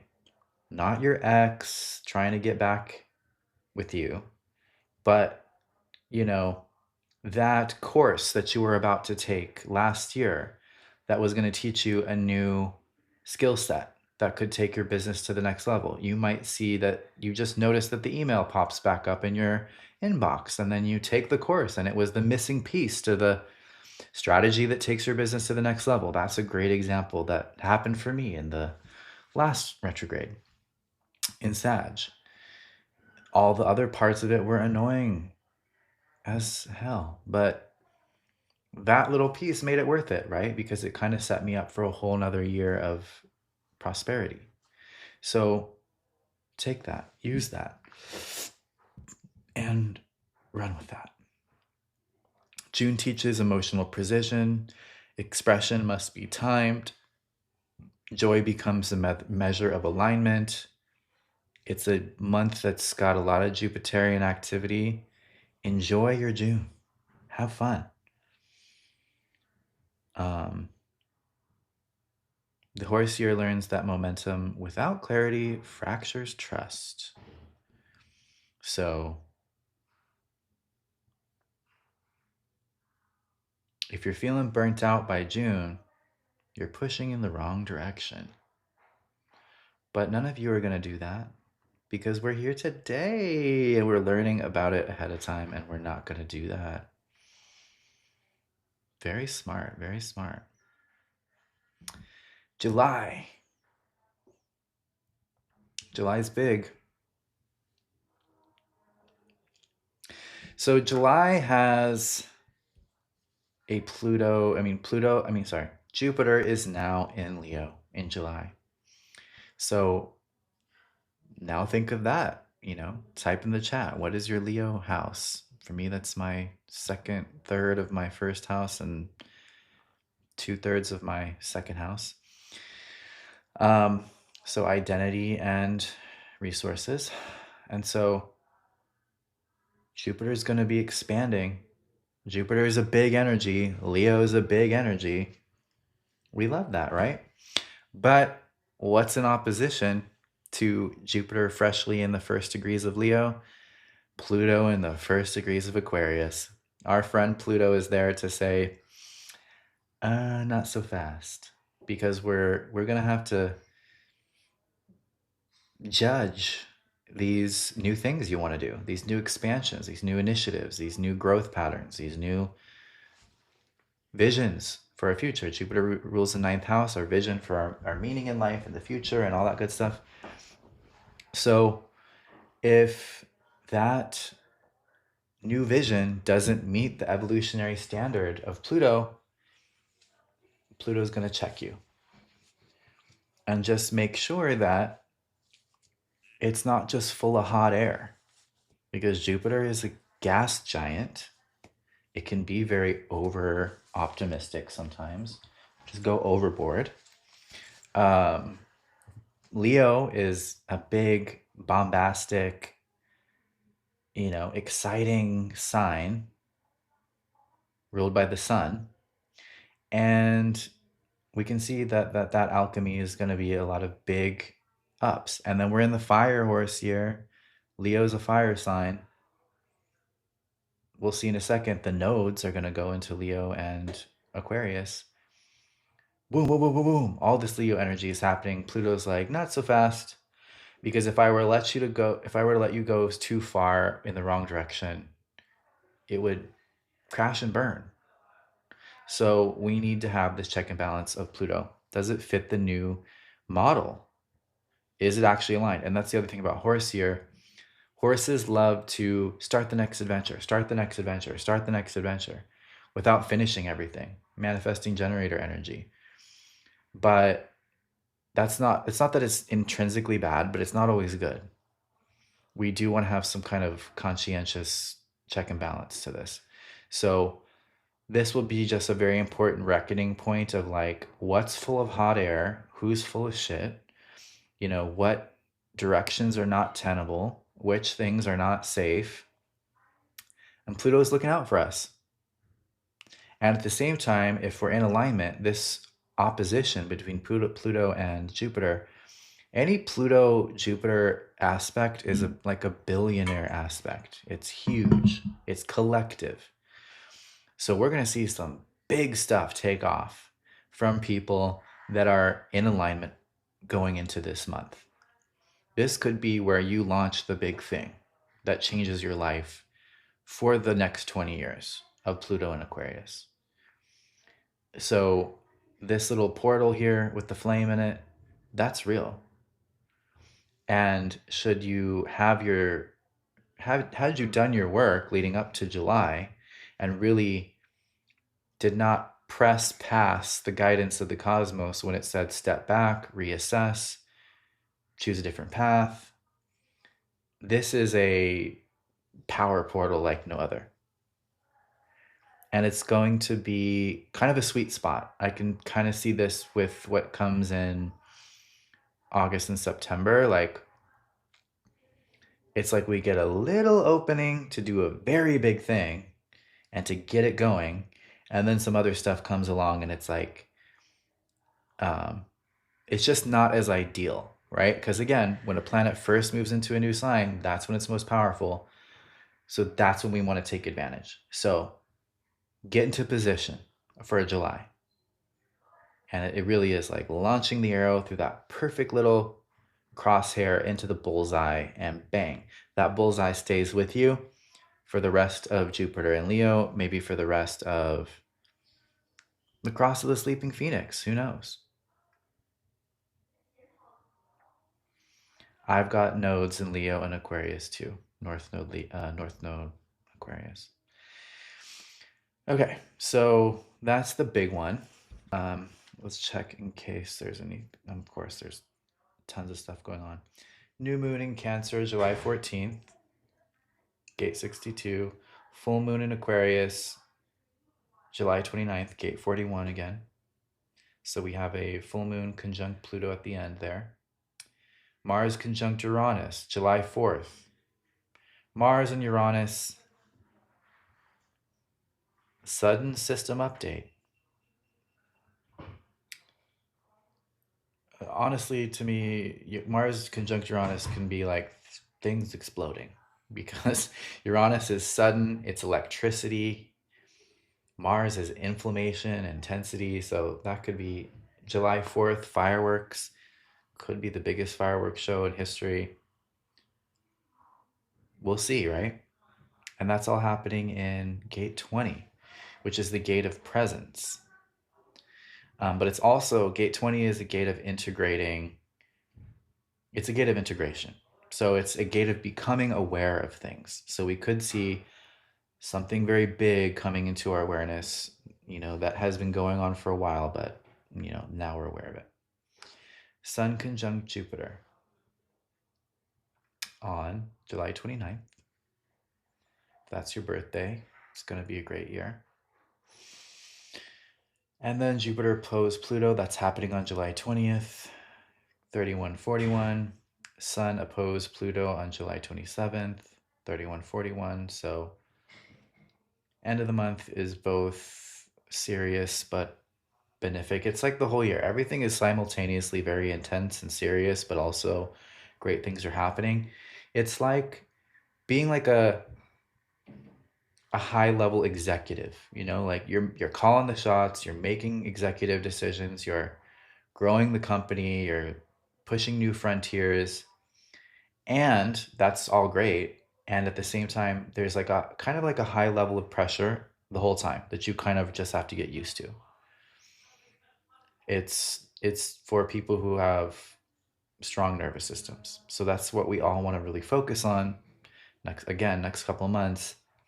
Are we going to be strong enough to hold everything that presents itself? Not if we don't have good strategies in place, rhythms, routines, habits, behaviors.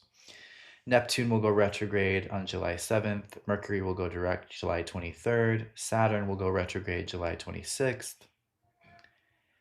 And North Node goes to Aquarius July 26th. So we have this weird little moment here where stationing Saturn it's not moving at 14 degrees 44 minutes of Aries. And then we have the North Node switch to a new sign. So astrology wise, I speak astrology. Wouldn't say I'm an astrologer, but astrology wise, historically, when Saturn is stationed, not moving, stationary, and the nodes shift, it kind of lends that nodal shift, which is usually about momentum and going in a new direction. It's not as strong. So it's like something is going to kind of give some pushback around limitation about this new expansive Aquarian age that we're stepping into. And it's going to kind of be a bit of a gridlock situation towards the end of July. The era of endless options ends is what my note says. 14 degrees Aries and 14 degrees Libra are very financial degrees. They're involved in a lot of charts with the big markets, financial markets, bonds market, stock exchange, and they show up in times when there's big shifts in those markets. So if there were to be like a bubble bursting or a crash of some kind, it could come around the end of July, and the era of endless options could be coming to an end. July tests who holds real authority. Leadership without integrity collapses. Desire clarifies destiny. Retrogrades slow false momentum. And the horse year is starting to begin to demand mastery. Those who claim aligned leadership advance because all this activity in gate 31. And those who seek control without consent are resisted. Historically, that's a big thing for horse years, is people are not taking crap, no mo, and they stand up. So there's a lot of revolts. There's a lot of coups. There's a lot of migrations that happen in horse years because we feel emboldened to do better and have better. So now we're in August, and we've got some more eclipses. So we've obviously shifted nodes from Pisces and Virgo to Leo and Aquarius. Aquarius North Node, Leo South Node. And so the eclipses, therefore, will be in these new signs. So we have a Leo solar eclipse on August 12th at 20 degrees Leo in gate 4 of answers. This is the gate of logic. This is the gate of certainty. This is the gate of like knowing what to do from the mind. So we're leaving the era of the mind. So we're kind of seeing this collective moment of like what we thought was going to work or what we thought was going to save us and always be the answer we could rely on is going to be eclipsed. Coming on the tail of that nodal shift and that Saturn station, we got something here. We got something that's kind of stopped in its tracks. So that's important to know. Old explanations fail, belief systems collapse if they cannot solve real problems. And then we move to a lunar eclipse on August 28th in Virgo. Well, the sun will be in Virgo at that time, but the moon will be in Pisces. So the actual eclipse is in Pisces. So 4 degrees Pisces is gate 55, line 6. Gate 55, line 6 is the gate and line genetically where the mutation that brings 2027 and the birth of the raves, the future children, into the world. So lunar eclipse is full illumination point. It's in the gate and specifically the line of the new mutation. We are going to see something huge unfolding about the storyline of the raves, the future children, perhaps the crossover between the boundary between AI and humans or machines and humans blurring in some way.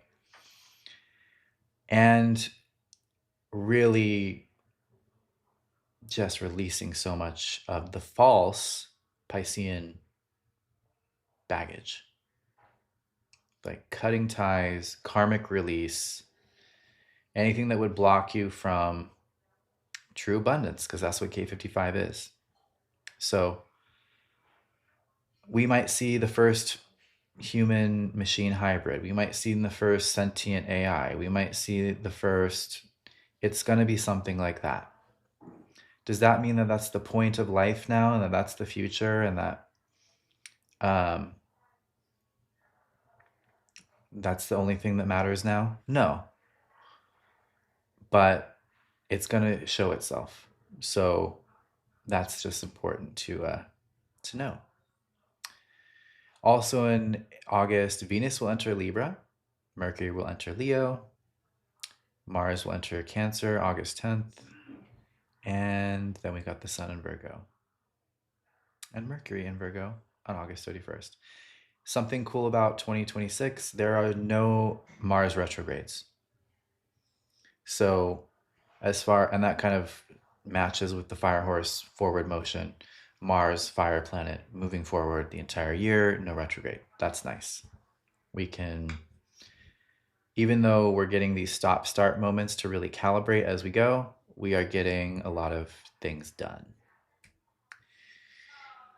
And then that was our eclipse month. So we've kind of passed through a point of no return. There's been major systemic and societal change through August, or at least the beginning threads of that, because in eclipses we see it kind of pan out over the following 6 months. And these are the kind of changes that are really going to drop us into the need to be navigating from our strategy and authority. because the mind is probably not going to be able to navigate these new frontiers. So, your body is comprised of cosmic intelligence, it has a divine intelligence that it runs on. Your personality that's perceiving this experience right now is just a passenger. And so, September is where we really bow. We bow to the navigation that comes by living embodied. It's like our minds will be like, okay, fine. I don't know what to do. I'll just sit down. And our bodies will be like, okay, finally, I can take you in the right direction now. So, September is a real big month in terms of recalibration into the form principle. And there are a lot of gates of the vessel of love that are going to be happening here. Uranus will station retrograde September 10th at 5 degrees Gemini. Venus will enter Scorpio, Mercury will enter Libra, and Mars will enter Leo at the end of the month, along with along with Mercury entering Scorpio at the end of the month. September restores mental coherence after emotional intensity. Insight cannot be rushed, it arrives through embodiment. Innocence becomes the compass. Uranus retrograde quiets the noise of innovation so truth can surface. Balance is felt, not reasoned. So we get that. We get that. October. This was the one that was missing last time. So now we're getting very specific here.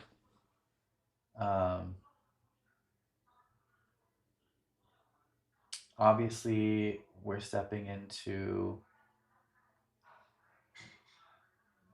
Libra and Scorpio season. We've got a October 10th Libra new moon and an October 25th Taurus full moon. We've got Mercury conjunct Venus on October 6th in gate 44. We've got Sun conjunct Venus on October 23rd in gate 50, which is about values, standards, and purging corruption. Venus goes retrograde this month on October 3rd. Pluto stations direct on October 15th. And Mercury goes back into a water sign retrograde in Scorpio on the 24th. So we're tested on pattern repetition versus conscious cognitive choice. Basically, we'll be given something that looks like an easy answer, that looks like something that we're very familiar with from the past, but it will be fake. It will be a false solution or a false bargain. This could happen personally in your life. This could happen collectively. It will probably happen in both ways. Don't fall for it. October asks for high level discernment. Again, from the body based intelligence level. Mentally, it'll look great. It'll be charming. It'll be free money or something like that. It'll just like be too easy and too familiar. And it'll be very easy to say yes to it. And we're going to have to tap into a deeper level of discernment to know that it's probably not true. And the thing here is like, in a time where not everybody is going to make it, there are going to be moments where there's temptations that could bind you into something that pulls you off the path of those that make it. So it's a trap, basically. What I'm sensing in October is a trap of some kind. So keep that in mind. Let that inform your plans. And if you get that report personalized for you, you'll know exactly what the trap might be for you. November. We're getting there. Oh no. There's no November slide. Man.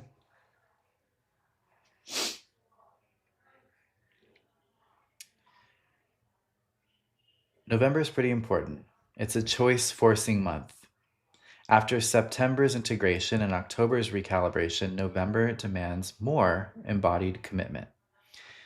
Gate 1, Gate 29, and Gate 20 define the axis. Momentum returns, but only where willingness is absolute. And the horse here will now begin to distinguish between interest and devotion. So again, it's more tests, and the tests don't always feel like tests. They're just like these nets. They're filters, really. It's a filtration process. Those that are aligned to their own principle, form principle, will continue to pass through. It's kind of like that Squid Game. Not that people are going to be literally dying like that brutally, but it's like the more you can stay in touch with your internal compass, the farther you will advance in this very intense game, to acquire like the tools needed for the new era that starts in 2027, whether those are tangible tools or tools of the soul, of the mind, of the body. And November is more of that kind of reckoning energy. But all it takes is true, honest devotion. And this is another month where we're going to see, like, oh shit, the cross of planning really is falling apart. New moon in Scorpio, November 9th. In gate 1, creative self expression. Full moon on November 24th in Gemini, 2 degrees, gate 20, where Uranus retrograde is. Sun conjunct Mercury Cazimi on November 4th, pattern recognition. So we're getting some clarity around the trap that was set in October, perhaps. And Mars conjunct Jupiter, really empowering and expanding our commitment in gate 29 on November 16th. Mercury is direct on November 13th. Venus is direct also on November 13th. And then the sun goes into Sag on the 22nd. No slide for November. Sorry, guys. Perfectly imperfect. First conception of a rave. Perhaps. Right, because then they would be born in time. And that takes us to December. So we've been through the ringer so far in 2026. A lot of tests and calibrations and commitment, verification. And it's like the cosmos are scanning the human populace and being like, who are the real humans? Who's thinking in conjunction with their higher self? Who's moving in coherence with their heart? Who's calibrated to the cosmos? And December is kind of the here's your gifts for passing all the tests, is how I see it. Rhythm restored, embodied identity, sustainable momentum. So why this is so important is that in February of 2027, the whole 400-year cycle will shift. This is not something anybody in this room has ever lived through. We are used to these, 12-year cycles, 24-year cycle, whatever. Nobody here has lived through a 400-year cycle shift, and it's these background mechanics. It's like the settings, behind the wheel of time and life are shifting. The Stargate is moving to new coordinates. This whole Maya illusion that we live in, we're hurtling through space at so many thousand miles a minute. The direction of Earth, it's like going to new coordinates. It's navigating to somewhere new. So coming to December of this 2026 year and really having full coherence with yourself means that you can step through that giant portal with stability, with fidelity, with your whole self intact. And you will be used as a leadership example if you do that. That's not good or bad. It's just how it works. And so being able to kind of catch up with ourselves in next December and kind of calibrate, because we're about to go through another huge shift right after this. I almost called this presentation 2026 is 2027 because it's so mirroring the exact kind of changes that the Sleeping Phoenix will bring. It's the perfect setup. It's almost like we're going to have a year of the experience of what 2027 will be for 400 years after. It's almost like we're getting a training course, like when you go to the obstacle course to train for the battlefield. It's like 2026 is that obstacle course. If you complete it and you learn from the challenges and you grow from the pressure tests and you don't get your ego caught up in things that want to leave or need to end, you're going to be battle ready for the age of the sleeping phoenix. And that doesn't sound that great or optimistic, but it's the only thing that's going to matter. Your stuff is not going to matter, ideologies are not going to matter. Only if you're calibrated to the present connection with the now that allows you to navigate cleanly in an unstable world, that's going to mean everything.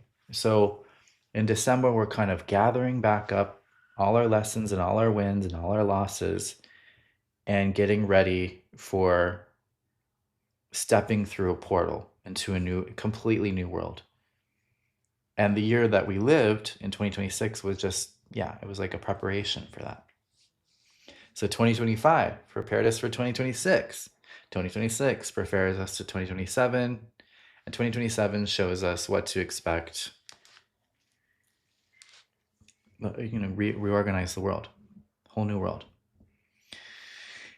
And it's all about embodied identity, which we've talked about throughout this entire presentation. So it's gonna be a wild ride, folks. And now you're one step closer to winning at the game of life. And that's it. That's our presentation for today. So I'm glad that we could all join together today. It's really meaningful that we could all come, 100 of us internationally. It's not nothing. It's a powerful coherence of people who are sensing something, aligning to their highest timeline, and are getting ready to show up into this new era as the embodied Aquarian leaders that the world will need. So I thank you for that. I'll put my QR code up again if you want to get your report. It's a really valuable thing. Like, it's created by a wizard, so it's not just words on a page. It's like a gem. It's like a talisman that will help you throughout this year. And thanks for listening. I appreciate it. And thanks for being a part of my community, for sharing your stories, sharing your energy, sharing your beautiful faces. And I will see you throughout this year to make it the best ever. Like, that's just how we're going to do it. I will send out the replay now that I've gotten my mostly perfect recording done. And you can decide on all the cool things for the new year. So I'll see you then. And just contextual thing, I'm going to do a 30-day thing starting January 17th called Authority Accelerator. And it's basically to just boot camp to get you ready for the year of the fire horse. So anyway, I'll see you all soon. Amy, your report is done. I'll send it out to you today. Mostly everyone that's ordered up to this point, it's done. I just need to package them all up and send them all out. And then the new people, look forward to yours by the 10th. All right. Bye, guys. Thank you so much. Love y'all. See ya.